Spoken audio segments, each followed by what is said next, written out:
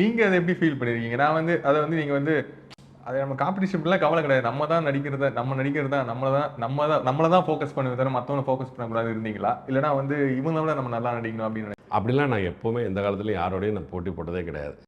Open statement. நான் வந்து நடிக்க வந்தேன். ஹீரோ ஆகணும்னு ஆசைப்பட்டேன். ஹீரோ ஆனேன்.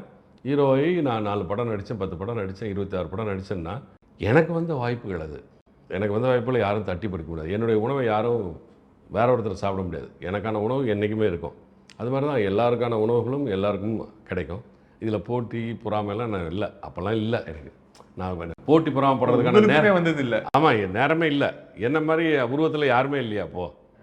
என் உருவத்தை வச்சுக்கிட்டு என்ன மாதிரி வந்து அவர் நடிச்சிட்டார் இவர் நடிச்சார்னு சொல்கிறதுக்கே இல்லை. அது மாதிரிலாம் இல்லை, நடக்கவே இல்லை. இப்போ தான் எல்லாம் சொல்லிக்கிறாங்க, நீ என்ன போய் விஜயகாந்த் மாதிரி இருக்குன்னு சொல்லுவாங்க, இது பண்ணுவாங்க இது பண்ணுவாங்க. அப்போல்லாம் அதெல்லாம் இல்லை. அவர் நான் வர்றப்போ அவர் விஜயகாந்த் வந்து சூப்பர் ஸ்டார்.